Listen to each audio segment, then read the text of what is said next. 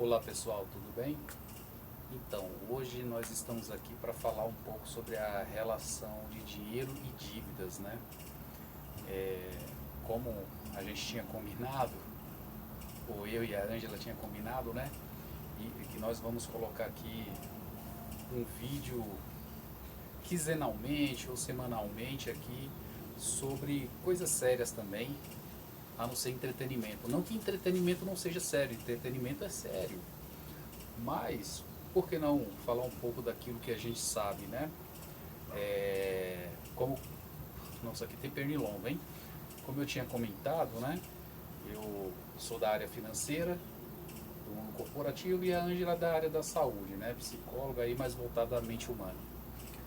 Pois bem, uma coisa que eu vejo muito o pessoal comentando na mídia, eu vejo os repórteres falando muito, vejo muito vídeo de YouTube de pessoas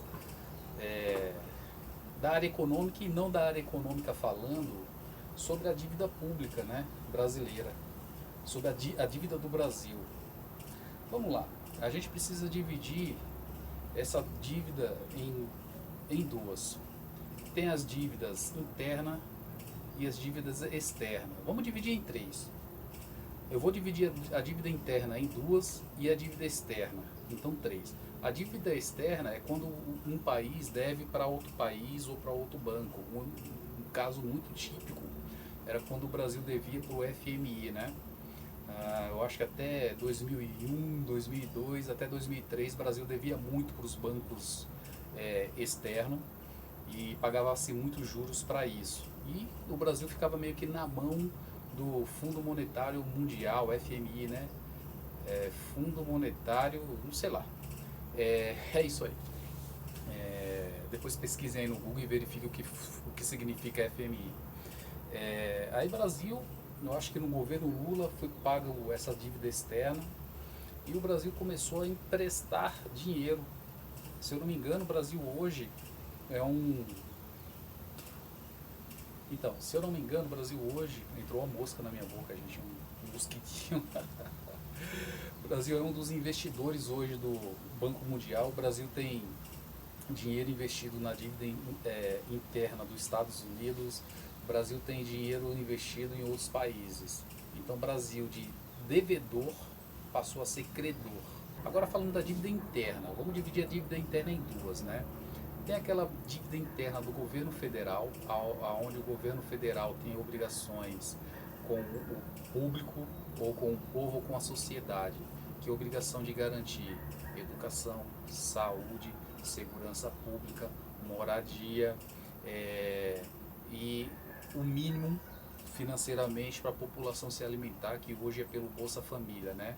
Para as pessoas que atinge ou atende aquelas regras lá do Bolsa Família, elas acabam tendo um salário social que aqui no Brasil se chama de Bolsa Família. Então isso daí é uma das dívidas internas que o país tem. E a outra dívida interna são as dívidas dos estados com a União. Muitas das vezes os estados e os municípios pegam dinheiro emprestado com a União para financiar aquilo que se compete a si. A prefeitura pega dinheiro para financiar a educação, a saúde, a mesma coisa o Estado e outras obras públicas que se faça necessário. Então eu dividi a dívida interna em duas. A dívida do governo federal com a sociedade e dividi a dívida e peguei e fiz outra, a dívida dos estados e municípios com o governo federal.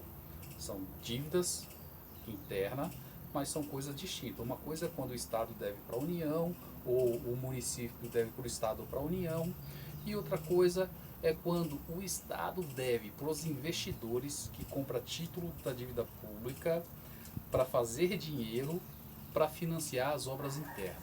É isso. Basicamente é isso.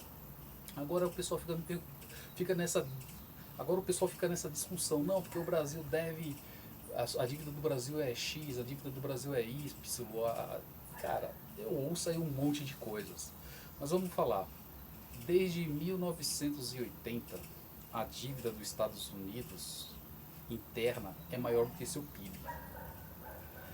Se eu não me engano, atualmente A dívida interna dos Estados Unidos está batendo 170%. E olha só, é o maior país do mundo. Ah, não, mas o país tem condições de gerar dinheiro e pagar sua dívida. Não estou falando isso. Tem mesmo. Tem uma moeda forte, o dinheiro é fiduciário e o governo imprime esse dinheiro quando quiser para pagar os seus credores. Correto? Então é assim. Então, vamos lá. A dívida interna, ela é boa ou é ruim? Quando que a dívida interna é boa? Vou dar um exemplo. Se o governo federal está fazendo dívidas e essas dívidas aí está financiando escolas, faculdades, infraestrutura, educação, saúde, segurança, forças armadas, dando condições para a sociedade melhorar seu padrão de vida, construir suas casas, investir nos seus negócios, isso é uma dívida boa. Por quê? Isso é uma dívida que está gerando ativo para a sociedade, para os municípios, para o Estado e para a União. São dívidas com obras perenes que os custo e benefício é razoável, aonde os benefício é superior aos custos, né? Eu vou dar um parâmetro aqui e se eu errar nos números, mas eu vou errar por pouco, né? O Japão tem a sua dívida pública 260% acima do seu PIB. E olha que o Japão é um dos maiores países do mundo. É um dos países que gera muito dinheiro, que gera muita riqueza para a sua sociedade e investe muito na sua infraestrutura. Cara, desde que eu me entendo por gente, o Japão é um país grande, rico e endividado. Por quê? Qual que é a dívida do Japão? Investir em obras públicas, em obras que vão gerar resultado para a sociedade, para a União, para o município como um todo, a longo prazo. Então são dívidas que elas vão se pagar e o investimento ou o ativo vai permanecer ali perene para usufruto ou para a sociedade usufruir daquilo ali. É isso. Então, olha o paralelo que eu fiz. O Japão tem uma dívida interna de 265% do seu PIB há muito tempo. A Alemanha tem uma dívida interna de 130% do seu PIB. O Reino Unido tem uma dívida interna de 120% do seu PIB. Os Estados Unidos, 177% do seu PIB. A União Europeia em si, quase toda, ela tem uma dívida de 117% do seu PIB. A Grécia está batendo aí, eu acho que 180% do seu PIB. Todo país de primeiro mundo. Agora, o que eu quero falar com isso? O país, ele tem que achar ali a equalização correta para não inflacionar o país, ou o povo, ou o comércio. O Brasil ainda tem um problema de estrutura muito precária, que quando as pessoas ganham dinheirinho, elas vão arrumar suas casas, comprar carro, comprar televisão, porque o Brasil ainda é uma sociedade pobre, né?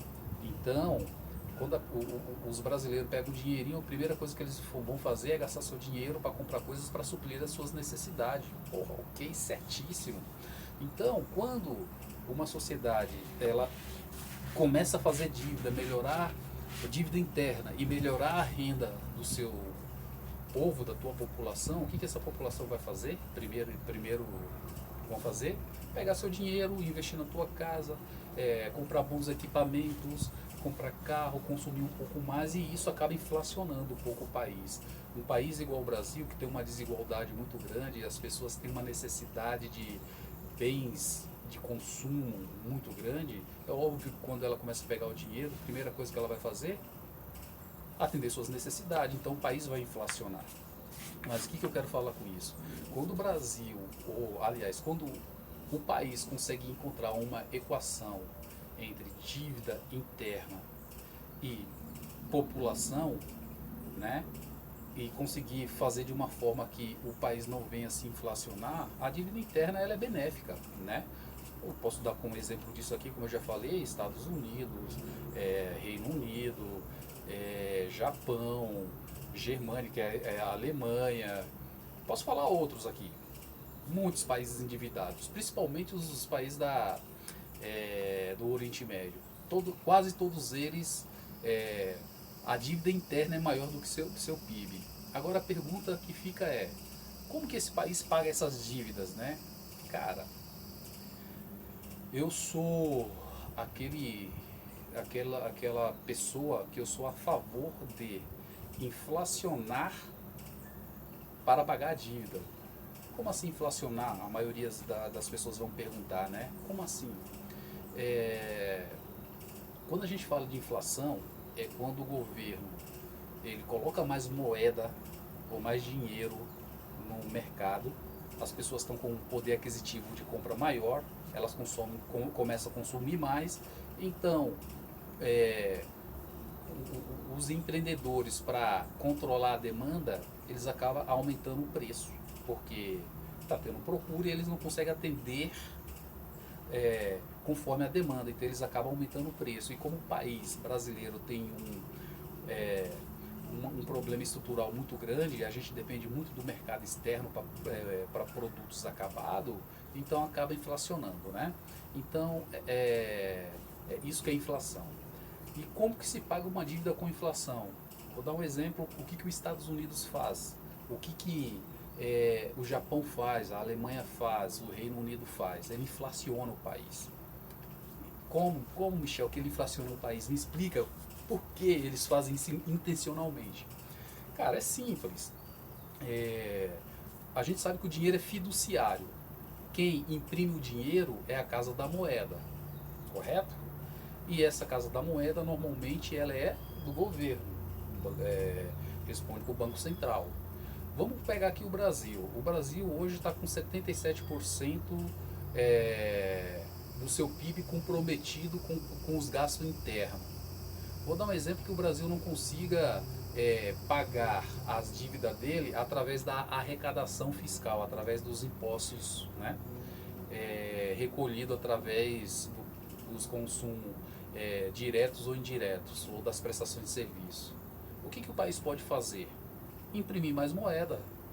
Ô, Michel, imprimir isso. Ele imprime moeda e paga seus credores. Ok, resolveu. Cara, mas como que inflaciona? Claro, como que vai inflacionar o país? É óbvio, se eu imprimir mais moeda, vai ter mais moeda circulando, né? E vai ter mais gente consumindo. E aí acaba inflacionando. Mas, qual é a forma de resolver isso? Né? Eu aqui, Michel, o Zezinho da fila do pão comentando isso daqui, né? A forma de resolver isso cara, chegou o dia de pagar o dinheiro ou a dívida interna do país. Não tem dinheiro, a Casa da Moeda vai, imprime a moeda e paga as suas dívidas. Acaba inflacionando o país por um tempo. Aí vai ficar mais moeda circulando. Para recolher o excedente, para equilibrar dívida versus consumo, o que o país faz? Aumenta um pouco a taxa de juros. Pô, aumentar a taxa de juros, o que tem a ver a taxa de juros? Para quem não sabe, a taxa de juros ela é um balizador. Ela serve para recolher o excedente de dinheiro no mercado. Vou dar um exemplo para vocês que estão me assistindo aí. Vocês pegam dinheiro emprestado do banco, pá, R$100. Quanto vocês pagam? 130, 140. Você pegou 100 e pagou 140. Você percebeu como o banco recolheu parte do dinheiro excedente? Para isso que serve a taxa de juros. O Banco Central ele aumenta, né, a taxa de juros para recolher o dinheiro que está sobrando no mercado. Quando ele começa a perceber que recolheu demais e esse dinheiro já está começando a afetar a população e a população está ficando sem dinheiro para consumir, o que ele faz? Bota mais dinheiro no mercado e as pessoas começam a consumir novamente. Então, o maior problema do governo é achar esse equilíbrio entre dívida e consumo, porque é uma faca de dois gumes. Se você coloca muito dinheiro no mercado, você inflaciona muito, as pessoas têm dinheiro, vão consumir mais, só que aí um ou outro setor, ou a maioria do setor, vão sofrer com preços altos, com inflação alta e descontrole financeiro, é o que estava acontecendo no 2021 e 2022. E até, vou dizer assim, até o primeiro trimestre de 2023 estava acontecendo muito isso, né? Até o governo conseguir achar um equilíbrio ali, né? Então, esse é o problema, achar o equilíbrio correto para equalizar o dinheiro que está correndo no mercado versus a estrutura do país, o que o país produz para ser consumido, para a população consumir. Esse é um dos maiores problemas. Então, dívida interna é ruim? Não, gente, eu não vejo isso. Até porque eu deixei bem claro aqui que o problema não é a dívida, né? O problema é o descontrole. Eu deixei claro aqui que a gente falou aqui do Japão, que é um país aí que está há décadas com o seu custo interno acima de 200% do PIB dele. Atualmente está entre 260% a 265% do PIB comprometido com os seus problemas internos do país para financiar todos os custos do país. Eu falei que aqui que a Alemanha também está com acima de 100%, Estados Unidos está, uns dizem que está acima de 30%, outros dizem que está acima de 170%, outros dizem que está ali em 150% do PIB, entendeu? Então, olha só, Estados Unidos, um país de primeiro mundo, a dívida interna dele está acima dos 100% da arrecadação. A Alemanha, Reino Unido, se a gente for pegar o bloco europeu está... Nossa, pensei que tinha perdido a chave do carro, eu sempre perco, vou ficar com ela na mão. O bloco europeu, falando nisso, deixa eu olhar se está tudo certo. Está tudo certo lá o carro. Falando nisso, o bloco europeu, quase todos os países do bloco europeu, as dívidas internas deles superam 100% da arrecadação interna do PIB. Então, desde que eles saibam como vão investir e como esse investimento vai dar um retorno para a sociedade, não tem problema nenhum a dívida interna. Até porque, como já foi dito aqui, o dinheiro é fiduciário. O governo imprime esse dinheiro quando quiser, né? Ele imprime esse dinheiro e paga seus credores.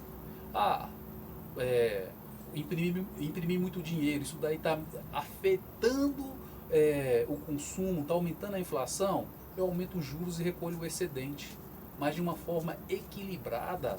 Para quê? Para que o país não venha sofrer com alta inflação, né? E também não venha ter uma dívida interna muito alta. O ideal seria que todos os países ele arrecadasse um valor superior a seus gastos internos. Aí ia ter um equilíbrio muito grande. Mas eu quero que eu seja bem honesto aqui. País nenhum do mundo consegue isso. Vou pegar a Argentina agora, que fez uns cortes muito... Primeiro, gosto do Milei? Não, Milei eu não tenho nem um adjetivo para qualificá-lo, senão eu vou ofendê-lo. Não gosto dele, mas o que eu falo? As medidas que ele tomou foi correta. Por quê? O país estava com uma inflação totalmente descontrolada, uma taxa de juros aí batendo a 80%. Então ele começou a fazer um monte de corte, enxugou o gasto público e hoje a Argentina ela está gastando menos do que arrecada.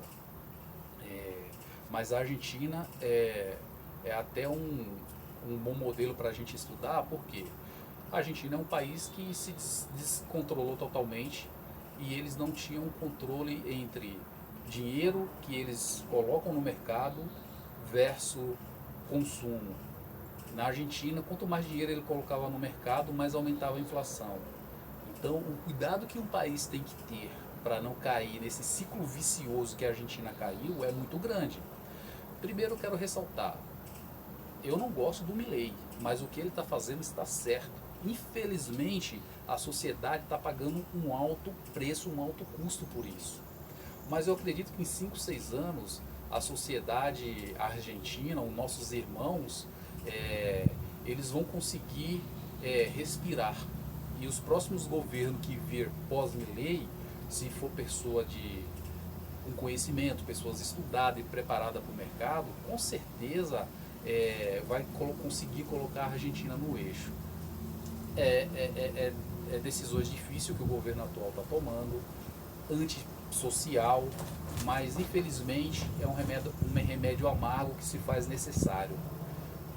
Quero deixar bem claro que eu sou um cara social-democrata, eu acredito que tem que existir um equilíbrio entre o capitalismo e a sociedade, né? O capitalismo não pode correr totalmente frouxo, ele tem que ter regras, né? E eu acredito que o Estado sim tem o direito de financiar parte da sociedade. É isso. E acabou. Essa é a minha opinião política. Mas eu não precisava nem falar, mas falei. Então já dá pra ver que, cara, eu não gosto do modelo econômico do Milei.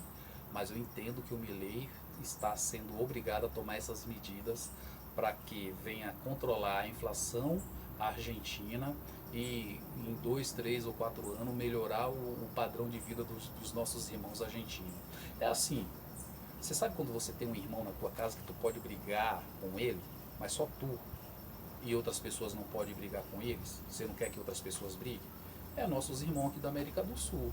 A gente pode falar mal dos argentinos, a gente não pode falar mal da gente, a gente pode falar mal da Venezuela, eles podem falar mal de nós, mas são nossos irmãos, são nossos vizinhos. Nós não queremos outros países lá da América do Norte, da Europa, de qualquer outro lugar, colocando a mão aqui nos nossos irmãos. Da mesma forma que eles podem brigar com a gente briga com eles, mas a gente não permite que os de fora venham botar a mão deles aqui. É desse jeito. É até irônico isso, porque esses países aqui que fazem fronteira com o Brasil, a maioria deles foram colonizados pela Espanha e o Brasil por Portugal, né? Então, digamos que a língua portuguesa faz fronteira com a língua hispânica, não é a língua espanhola aqui. Agora pensa comigo lá na Europa. Portugal faz fronteira com a Espanha, meu irmão. Olha que bosta. Parece ironia, mas essa é a verdade, né? Então, eu espero que eu tenha conseguido passar aqui de uma forma simples o que essa relação de dívida interna com o dinheiro em si. Espero que eu tenha falado aqui numa linguagem popular, que a ideia é essa, falar em uma linguagem popular, e que eu tenha ajudado as pessoas. Eu entendo que as pessoas com conhecimento, elas conseguem tomar decisões melhor para si e para elas, né? E para a sociedade. Então, quando alguém vir falar que porque a dívida interna do Brasil está X, a dívida interna do Brasil está Y, primeiro você fala para essas pessoas, então, vocês já pararam para pensar que a dívida interna do Japão é acima de 200%, a dívida interna dos Estados Unidos é acima de 150%, da Alemanha acima de 120%, do Reino Unido acima de 130%, da Europa, do bloco europeu como um todo, é acima de 117%. Se você for pegar os países, os 10 países mais ricos do mundo, todos eles, a dívida interna deles é acima de 100%, exceto o Brasil, que está ali em 77%. Aí você faz esse trocadilho com o pessoal, tá bom? Então é isso. Espero que vocês tenham entendido a relação da dívida interna com a dívida externa. Quando é dívida externa, aí ferrou, igual a Argentina. O problema da Argentina é que ela está devendo para fora. Então, ela depende de comprar dólar para pagar a dívida interna dela. Já o Brasil não, a dívida é interna, não é externa. Né? Quem tem que pagar para a gente sobre a dívida externa é os países lá fora, que a gente tem dinheiro investido lá fora e ainda nós temos um lastro financeiro, que seria uma poupança ou uma conta, dinheiro guardado, de quase 300 bilhões de dólares, sem falar as outras moedas e ouro, né, que o Brasil tem de reserva. Então hoje, sobre as reservas, o Brasil está muito bem, graças a Deus, obrigado. Né? E é isso. Isso aqui foi uma pequena amostra de como funciona a dívida fiscal do país. Espero que eu tenha ajudado todos vocês um pouquinho e, sei lá, na semana que vem aí eu vou falar de qualquer outro assunto que vocês quiserem, tá bom? Eu falei um pouco aqui da dívida interna, né? falei um pouco aqui do dinheiro, como que funciona, como que é o dinheiro, para que serve o dinheiro, porque o dinheiro é fiduciário, né? E é isso. E aí cada dia a gente vai falando um pouquinho de coisas que se deixar aqui eu vou falando e não paro mais. E é isso. Para vocês aí, boa sorte e segue aí 20 e poucos minutos aí cansativo de assunto econômico, que são poucas pessoas que gostam, mas serve aí para aqueles que assistem o canal ter uma noção de qual é a relação do dinheiro com o Estado, tá bom? E fui!